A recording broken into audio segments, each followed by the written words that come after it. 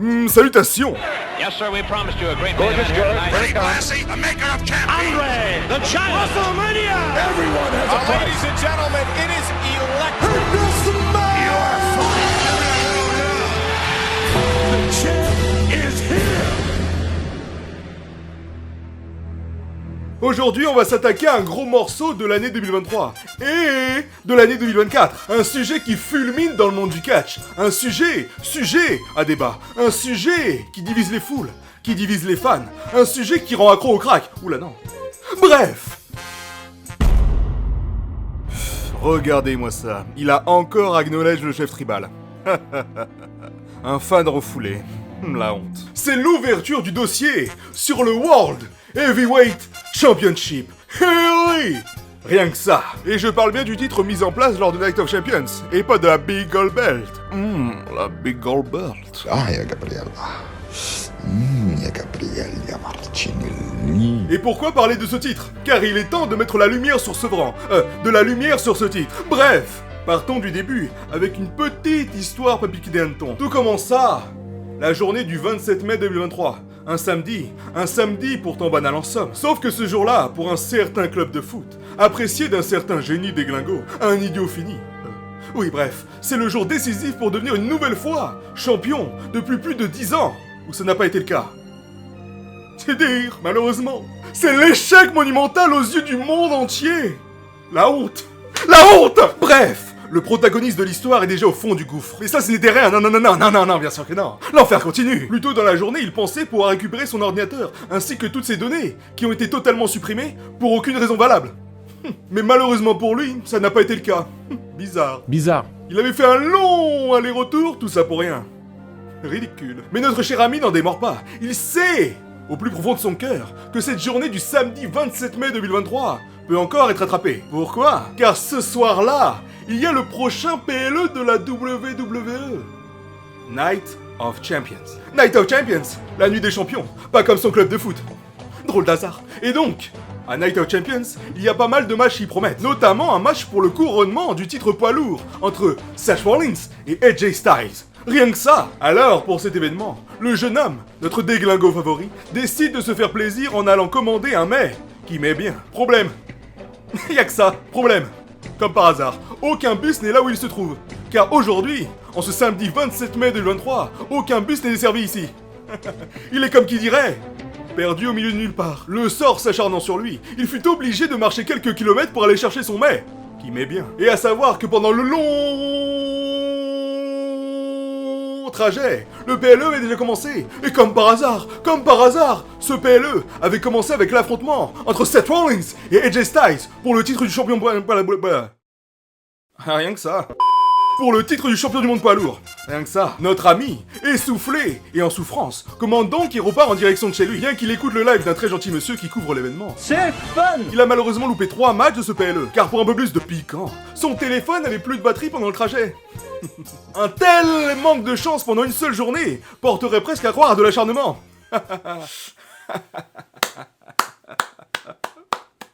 Arrivé enfin chez lui, il parvient finalement à regarder ce PLE pour mettre fin à cette horrible journée qu'a été le 27 mai 2023. Eh oui, rien que ça. Et si vous voulez savoir, tout est vrai là les gars. C'est la vraie journée que j'ai vécue. C'est réel. C'était vraiment le premier contact que j'ai eu avec le championnat du monde poids lourd. C'est dire. C'est vous dire comment ça commence mal. Bref, j'avais besoin de vider mon sac sur cette horrible journée qu'a été le samedi 27 mai 2023. Je te déteste. Donc, Seth Rollins est devenu ce jour-là le premier champion du monde poids lourd. Comme annoncé, ce titre était surtout là pour faire le contrepoids avec le titre à disputer de Roman Reigns, devenu part-timer ayant vaincu chacun de ses adversaires, crédible ou non. Ainsi, ce titre a pour intérêt d'être le titre du peuple, le titre qui est défendu le plus souvent possible, le titre pour ceux qui veulent la chance qu'ils n'ont jamais eue, le titre des méritants et des audacieux. C'est pour ces raisons qu'il a été créé et qu'il existe. Et à la date d'aujourd'hui, est-ce que Seth Rollins a réussi à atteindre ses objectifs? Oui, bien sûr. Pour moi, il l'a très bien fait. C'était même le candidat parfait pour remplir ce rôle. Car Seth Rollins, c'est l'homme de la compagnie, c'est le travailleur acharné, c'est le workhorse par excellence. C'est lui le rôle parfait. C'est une véritable éponge. On a beau lui faire perdre 3 matchs de suite, il peut rebondir à tout moment. Bang, on peut lui tirer 9 balles, pam, il se relèvera, on peut l'enterrer vivant et il s'en sortira. On peut lui demander de complimenter CM Punk. Ah bah non, ça il peut pas. Ah ça non. Say 3 nice things about the former WWE champion.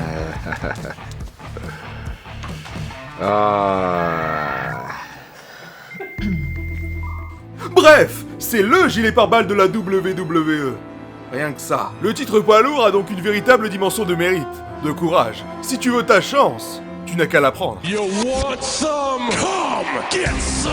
Et ça, il l'a très vite compris. Il a combattu lors de quasiment chaque PLE avec souvent la recette de 2 combats par adversaire, avec Finn Balor, Shinsuke Nakamura et Drew McIntyre. Bon, évidemment, on peut débattre sur le fait qu'il ait vaincu chacun de ses adversaires 2 fois, mais en vue de la situation actuelle, ça ne me dérange pas vraiment. Donc, désormais, le titre a une dimension particulière. Bien que nous sachions que le titre poids lourd est inférieur à celui de Roman Reigns, il n'en demeure pas moins qu'un championnat mondial. Le titre n'a même pas une année d'existence, et pourtant, je trouve qu'il n'est pas en reste. Eh oui! Car avec la rivalité entre Roman Reigns et Seth Rollins, les 2 gros stars de la WWE, à l'instar d'une guerre froide et d'une opposition entre Raw et SmackDown, comme je l'ai déjà évoqué lors de ce petit bijou que je vous invite à regarder. Cinema! On comprend alors que les 2 titres sont diamétralement opposés. Chacun des titres répond à une volonté différente et à un show différent. Comme à l'époque où la Big Gold Belt était à SmackDown et la Spinner Belt, ce bonbon, ce bijou, était à Raw. Le règne de Seth Rollins a donc selon moi parfaitement joué son rôle pour intégrer ce titre dans le kayfabe, dans la cour des grands, dans le monde de la WWE, pour lui donner une crédibilité qui servira dans le futur. Mais ça, c'était avant ce moment. I need this match as much as you do. Mais malgré ça, il faut rappeler que j'ai beaucoup aimé sa promo la semaine précédente sur Raw, et à ce moment-là aussi, à vrai dire. Car avant cette phrase, il valorisait et définissait clairement ce que représente ce titre pour le monde du catch. I said that this is the most prestigious championship in this entire industry. I stand by those words. Do you want the workhorse championship? The blue-collar championship, because that's what the World Heavyweight Championship means. It is about who is the very best between these ropes. Le titre qui a donc la volonté d'être celui du sang, de la sueur et des larmes. Le titre où le champion combat même blessé. Enfin, pas trop non plus. Mais là, ce même champion supplie presque le gagnant du Royal Rumble pour l'affronter à WrestleMania. Pourquoi faire? Pour prouver qu'il est meilleur qu'avant? Mais il est champion! Il est invaincu depuis des mois! Il n'a pas besoin de ça! Ça n'a pas de sens! Seth Rollins, le workhorser, aurait-il perdu son bon sens? Et en effet, dans l'histoire qui nous est racontée, on va voir que Seth Rollins a bien perdu son bon sens, car il va prendre part à une histoire qui ne le concerne pas. Ce que je vais décrire par la suite et ce qui a surtout été mis en avant par la WWE va donc expliquer pourquoi Seth Rollins a demandé à Cody Rhodes de l'affronter à WrestleMania, mais surtout pourquoi il a accepté de l'aider pour mettre fin à la Bloodline. Et pour mettre en lumière cela, qui de mieux que le diseur de vérité, Drew McIntyre, le rageux of all time, The Savior of WrestleMania. Rien que ça. Because Seth Rollins is a junkie. A spotlight junkie. Eh oui! En vérité, Seth Rollins, victime de son règne mitigé, n'est plus au centre de l'attention depuis le retour du Rock. If you smell what the Rock is cooking. Lui qui a donné son corps pendant l'année 2023 pour rendre ce titre pertinent, n'est maintenant qu'un simple champion en arrière-plan, comme nous avons pu le voir lors de la presse-conférence pour WrestleMania 40. Il ne comprend pas. C'est lui qui est censé être le numéro 1 depuis un certain temps. C'est lui qui travaille chaque semaine. C'est pas Roman Reigns. C'est quoi le fuck? Mais le part-timer, Roman Reigns, avec son aura, le remet à sa place, loin derrière son ombre. Et ce, alors que ce dernier ne l'a jamais battu. Ainsi, Seth Rollins veut absolument mettre fin à la Bloodline. Et pour cela, il doit s'allier avec son ancien ennemi, Cody Rhodes. Mais quid de son titre? Car, je le rappelle, Seth Rollins est le champion du monde poids lourd. Faut pas l'oublier. Et c'est dans ce contexte même que Drew McIntyre va remettre les idées en place, va lui dire de se concentrer sur son titre. Eh oui! C'est logique, et c'est ainsi que Drew McIntyre va nous sortir sa meilleure prestation, son meilleur personnage, que dis-je, sa meilleure version de lui-même. Rien que ça, eh oui. Drew, you gotta get over the bloodline. They're over you. Get over it. Drew, les termes, McIntyre, le rageur of all time, rien que ça. Tout d'abord, c'était Drew, le vrai dernier adversaire en date de Seth Rollins. Donc ce n'est pas très étonnant que ce soit lui qui aille lui chercher des noises. Mais il ne faut pas oublier qu'à ce moment-là, il n'était pas très crédible. Car il a perdu 2 fois contre Rollins. You lost. Cependant, comme je l'avais dit ici, s'il gagne à Elimination Chamber, ce ne serait plus une question de crédibilité, car il aurait gagné et mérité sa place qu'importe ses défaites. Et étrangement, Triple H ce voleur, c'est exactement ce qui s'est passé. Et c'est la meilleure des choses possibles. Drew McIntyre, le vainqueur de l'Elimination Chamber. Rien que ça. Merci. Car déjà, Drew McIntyre est tout simplement le GOAT de Raw. Eh oui. Et en plus de ça, ces tweets sont magnifiquement magnifiques et majestueusement majestueux. À un tel point que j'en viendrais presque à chialer. Eh oui!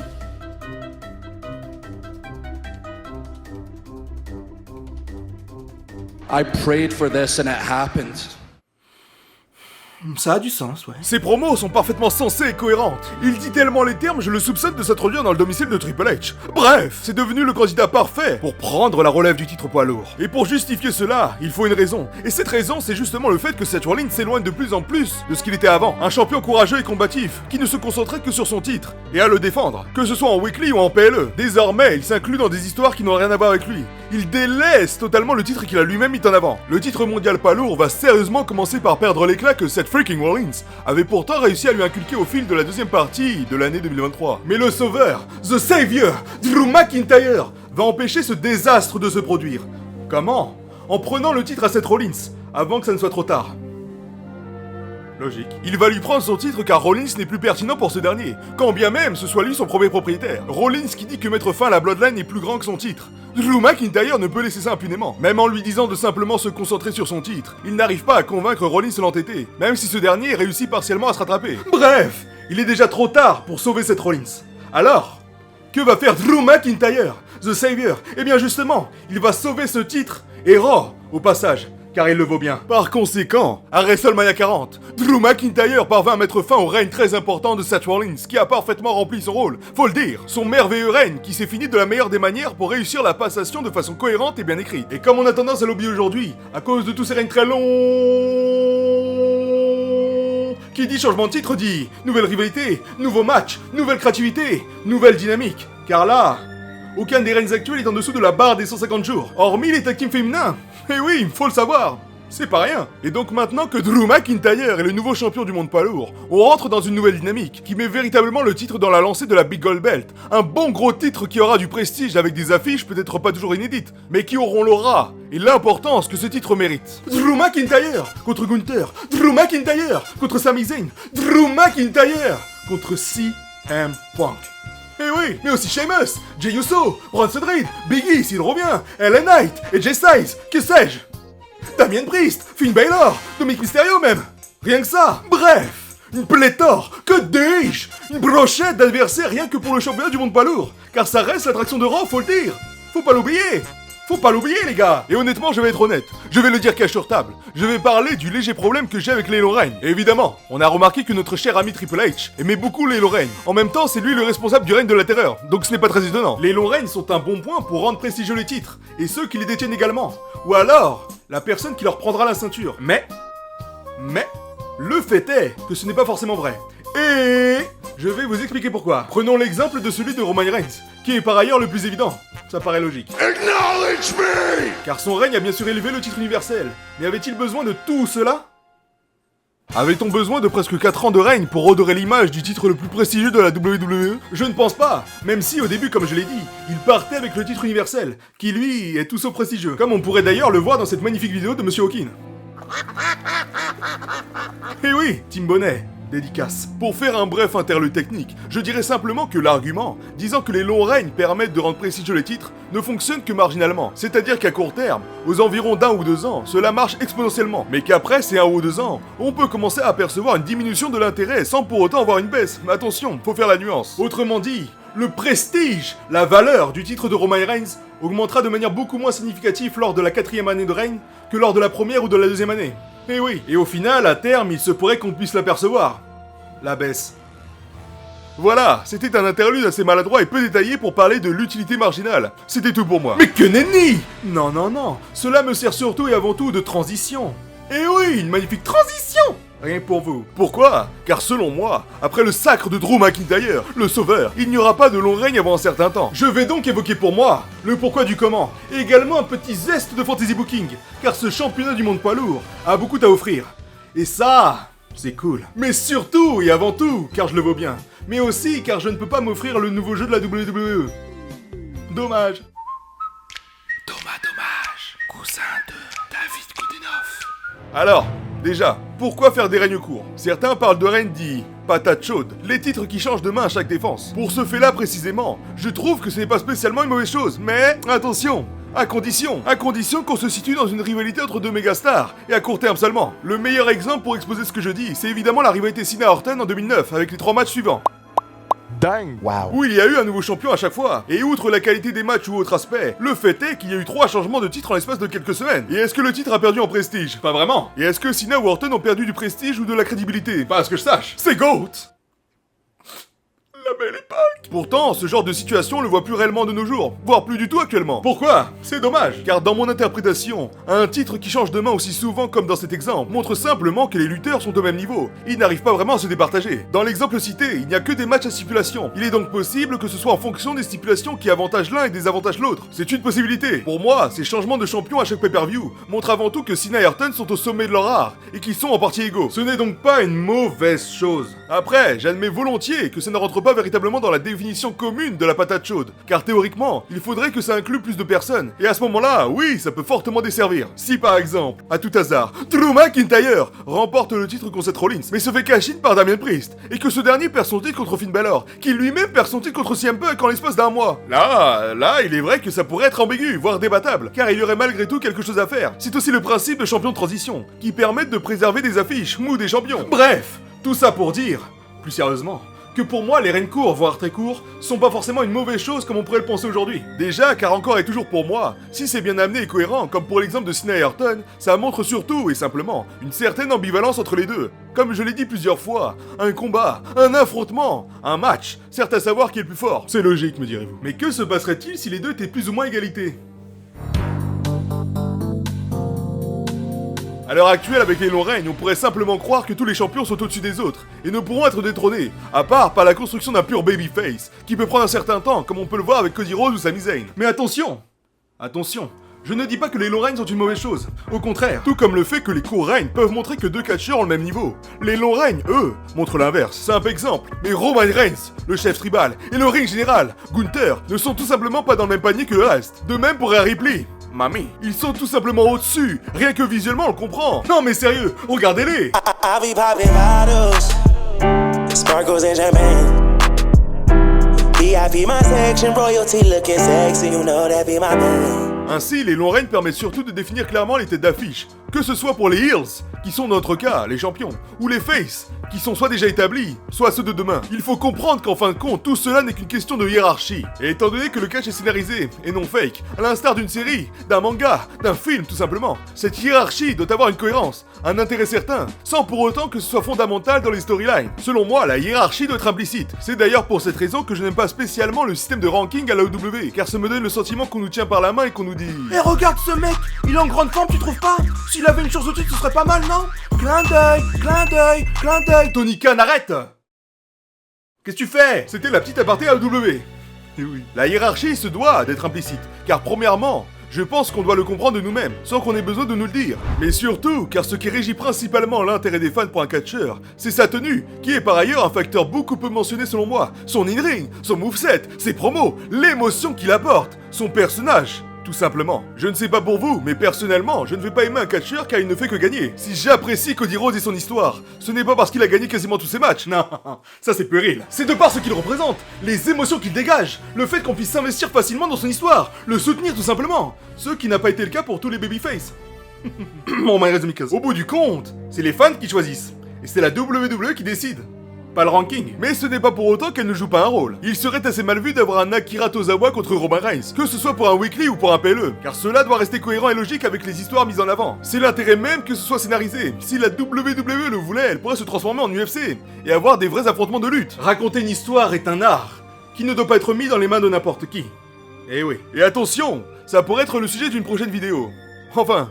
en vrai, elle est déjà tournée. Ainsi, pour résumer le fond de ma pensée, pour moi, revenir à des règnes courts pour certains titres de quelques mois, voire quelques semaines, n'est pas forcément une mauvaise chose. Cela permettrait d'apporter plus de clarté sur la hiérarchie implicite, et montrer qu'il n'y a pas seulement les deux têtes d'affiche, ceux qui gardent leurs titres comme des dictateurs, et le reste du roster. On installerait dès lors des candidats solides et crédibles, qui pourraient prendre le titre à n'importe quel moment, sans qu'on puisse se dire « Non, mais il perdra pas la ceinture là, c'est sûr ». Ce qui est le cas pour plusieurs champions, et ce, depuis pas mal de temps. Pour vous faire une idée, pour moi, les candidats pouvant concourir pour le titre World Heavyweight, grâce au travail incroyable de Seth Rollins, je le rappelle, sont les suivants. Drew McIntyre, le sauveur. Damien Priest, oui, même lui il peut. Finn Balor également d'ailleurs. Gunther bien sûr, lorsqu'il lâchera son titre intercontinental. CM Punk évidemment. Jey Uso, Sami Zayn le challenger. Chad Gable même. AJ Styles, Montez Ford dans une certaine mesure. Bobby Lashley, Kevin Owens, Randy Orton. Bref, la liste est longue.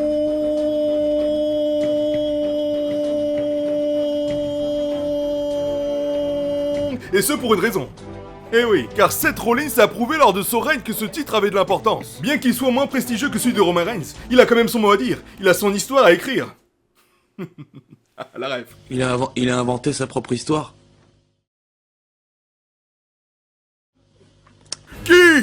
Qui parlait du championnat universel avant le règne du Tribal Chief? Hormis pour des scandales, presque personne. Et là, le principe est similaire. Selon moi, tous les noms que je viens de citer ne me dérangeraient pas en tant que champion, même si certains auraient besoin d'une histoire cohérente, ou alors d'une certaine crédibilité. Damien Priest. Chacun des noms mentionnés peuvent écrire l'histoire de ce championnat, mais également écrire leur propre histoire, notamment pour ceux qui ont encore des choses à prouver à eux-mêmes, et pour tous les fans qui les supportent. C'est ça, la beauté de ce titre. C'est ça le catch. C'est fun! Le titre poids lourd n'a peut-être pas la prestance ou le prestige, mais il a le mérite. Même si nous avons remarqué que ceux qui concourent pour ce titre ont simplement raté leur objectif de détrôner Roman Reigns et sa bloodline, il n'en demeure pas moins des catcheurs crédibles qui méritent. En conséquent, ce titre est celui des acharnés, des travailleurs, des courageux, des méritants, tout simplement. Et comme toujours, je vous propose un petit fantasy booking, produit et réalisé par un génie incompris, un idiot déglingo, un penseur tapeur, bref, un chômeur. Ah bah oui. WrestleMania 40. WrestleMania 40, le plus grand des WrestleMania. Eh oui, je sais que ça vous avait manqué. Drew McIntyre, le rageux of all time, parvient à battre Seth Rollins, car ce dernier s'était perdu, et a donc perdu. Seth Rollins n'était plus aussi pertinent que comme il l'a été au début de son règne. C'est dommage, mais ça dégage. Bye bye, bitch. Drew McIntyre, le sauveur, vient donc sauver ce titre avant qu'il ne soit trop tard. Et là, 3 choix viennent à nous. Soit Damien Priest cash-in, soit il ne cash-in pas. 2 choix. Et s'il cash-in, soit il le réussit, soit il le rate. 2 choix aussi, mais vu qu'ils sont implémentés dans le premier choix, ça nous fait 3 choix. I prayed for this and it happened. Bon, comme je l'ai déjà dit, je ne le vois pas vraiment champion du monde poids lourd, du moins pas à l'heure actuelle. Mais Damien Priest peut très bien cash-in et réussir. Qu'il soit champion n'est pas forcément une fin ou un drame en soi. Bien que, personnellement, selon moi, je vais être honnête, je pense que ça ne rendrait ni service à Drew, ni au titre. Voilà. Alors, je vais simplement faire en sorte qu'il ne cash-in pas lors de WrestleMania, qui est une optique qui est beaucoup trop oubliée à mon goût. Eh oui. Et évidemment, cela indiquerait que s'il cash-in lors d'un PLE, ce serait forcément backlash. Pour nous les Français, à vrai dire, je me posais la question, mais imaginons que Drew défende son titre en opener de Money in the Bank 2024. Avant le match pour la mallette en tout cas. Est-ce que Damien Priest pourrait toujours cash-in? Est-ce que le contrat d'1 an est en termes de date ou en termes de PLE? J'avoue ne pas savoir les règles exactes étant donné que personne n'a été jusque là, mais ça ne me paraît pas impossible non plus. Surtout qu'il peut simplement l'utiliser pour un match 1 contre 1, sans forcément une utilisation fourbe. Bref, quoi qu'il en soit, je ne le vois pas cash-in à WrestleMania 40. C'est dit. Mais il le fera pour la prochaine défense de titre de Drew, que ce soit le lendemain à Raw ou à Backlash, que sais-je. Mais le fait est qu'il gagnera son titre poids lourd. Eh oui, le vainqueur, Damien Priest, le héros. Non! Incroyable. Mais son règne ne sera que de courte durée, car Drew McIntyre reprendra son titre au PLE suivant, mais partira ensuite en rivalité avec Finn Balor, ce qui jettera des tensions sur le Judgment Day, car Damien Priest voulait aussi avoir sa revanche. Ainsi, à SummerSlam, soit Drew McIntyre conserve grâce à Damien Priest involontairement, soit Finn Balor gagne le titre des années après son titre universel. Ça fait plaisir. La première solution permettrait d'un côté de solidifier le règne de Drew, et de créer une vraie rivalité entre Damien Priest et Finn Balor. Mais personnellement, au plus profond de mon cœur, je souhaiterais que Finn Balor devienne le nouveau champion du monde poids lourd. Car déjà, j'aime beaucoup son personnage, son in-ring, sa tenue, ses promos, même si ce n'est pas son point fort. Le fait est que je pense qu'il a tout pour devenir un nouveau champion, et un bon champion, qui plus est. Et pour ceux qui se demanderaient, si je n'inclus pas CM Punk pour SummerSlam, c'est simplement car on ne sait pas vraiment quand il reviendra de blessure. S'il revient de blessure la semaine avant par exemple, ce serait assez déconvenu qu'il ait directement une chance au titre. Mais oui, mais s'il revient bien avant, ça se discute. On aurait donc une scène mondiale avec Finn Balor en tant que champion, Drew McIntyre qui reste en lice mais un peu en retrait, CM Punk qui devrait être de retour donc il rentre aussi en jeu, avec également Sami Zayn, le vainqueur du Money in the Bank, et Jay Styles qu'on va mettre à Raw, Sheamus aussi revenu de blessure et qui est plus qu'intéressé, Kevin Owens aussi revenu à Raw. Bref, du beau monde au balcon. Viens donc, Bachin Berlin. Bachin Berlin. Et pour moi, Finn Balor conservera son titre, que ce soit contre Drew McIntyre ou Damien Priest, tous les deux, ou alors CM Punk, qui sait. Bref, il conserve. Mais le fait est que malheureusement, il perdra son titre lors du PLE du nom de Survivor Series. Contre qui? Eh bien, selon moi, contre CM Punk.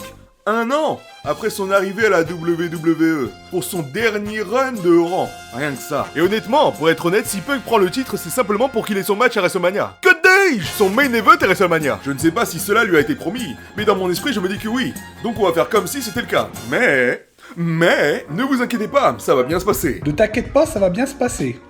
bien se passer, ne t'inquiète pas. Nous arrivons donc aux abords du Royal Rumble et CM Punk va devoir défendre son titre contre je ne sais qui. Car j'avoue que là, c'est selon mon préférence. Mais toujours selon moi, il perdra son titre à ce moment-là. Et ce, qu'importe qui il affronte. Arrive donc l'Elimination Chamber. Et ce PLE en question aura plein de surprises et sera intéressant pour plusieurs points. Et je vais vous expliquer pourquoi. Car lors de ce PLE, on aura dans un premier temps l'Elimination Chamber pour devenir aspirant numéro 1 au titre poids lourd pour WrestleMania 41. Avec une victoire de Seth Rollins, que ce soit en heel ou en face. Cela n'importe pas vraiment. On s'en fout qu'il soit heel ou face. Allez la voir, faites-vous plaisir. Et donc à la fin de ce PLE incroyable, on aura le nouveau champion qui défendra son titre contre CM Punk avec une victoire de ce dernier. Rien que ça. De ce fait, on pourrait avoir Sami Zayn en tant que champion. Étant donné que le règne est assez court et transitoire, ça pourrait être sympa pour lui. Avec une histoire comme quoi il cache-in sa mallette pour avoir un match lors du Royal Rumble. Bref, je le glisse comme ça. Et donc, à la fin du match, avant même que CM Punk puisse célébrer, que Rollins vient lui foutre un stomp dévastateur pour faire un heel turn en se tenant au-dessus de lui. On s'en fout qu'il soit heel ou face. Donc finalement, qu'il soit heel ou face, ça compte. Ou pas d'ailleurs, vu qu'il le déteste en vrai. Nous avons donc notre main event pour la nuit 1 de WrestleMania 41. Pour enfin donner son rêve à CM Punk de faire le main event, mais aussi à Seth Rollins d'avoir enfin son premier main event dans un match 1 contre 1. C'est pas rien. Voilà, pour la première année après WrestleMania 40, c'est ainsi que je vois l'histoire du World Heavyweight Championship. Après, pour l'au-delà, l'avenir du titre poids lourd, je vois déjà CM Punk conserver son titre à WrestleMania et partir en rivalité, soit avec Rollins pour continuer une trilogie jusqu'à SummerSlam, soit perdre le titre au profit de Gunther, le ring général, qui lui partira ensuite en rivalité avec d'autres adversaires, comme Kevin Owens, Chad Gable, AJ Styles, ou des nouveaux, comme Bron Breakker, Carmelo Hayes, Ilya Dragunov, Dijak. Et oui, rien que ça. Who knows? Qui sait? Tout ça pour dire qu'il y a beaucoup, que dis-je? Énormément, que dis-je? Une pléthore, que dis-je? Une brochette de choses à faire avec ce titre, car ce titre, c'est le titre des possibilités. Et oui, merci Rollins. En conclusion, le sacre du sauveur, Drew McIntyre, qui est une évidence pour moi, ouvrira de nouvelles portes en termes de rivalité, de combat, d'histoire, de storyline, de possibilités tout simplement. Et oui, rien que ça. Ainsi, le champion du monde poids lourd a encore beaucoup de choses à raconter, car l'histoire de ce titre ne fait que commencer. Et cela n'est possible que par son lancement, qui est pour moi parfaitement à la hauteur du prestige, de la prestance, de la carrure, de la valeur que cette ceinture doit avoir au sein de la WWE, pour ne pas être qu'une vaste blague comme on pouvait le croire lors de son introduction. Mais oui, la création est l'excellente, que dis-je, la magnifique, que dis-je, la splendide construction du World Heavyweight Championship que je vous ai exposé, et qui est raconté par la WWE, nous permet, sans sourciller, sans bégayer, de lui réserver un futur radieux. Et ce, aux mains du rageur full-time, The Savior, Drew McIntyre.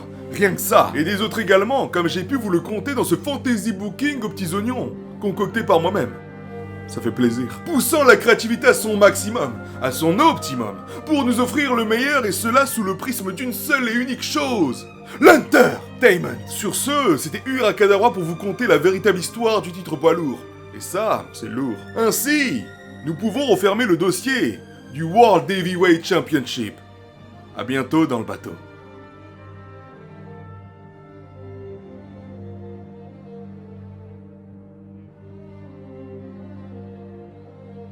Ouvrons aujourd'hui le dossier sur l'importance des histoires dans les rivalités.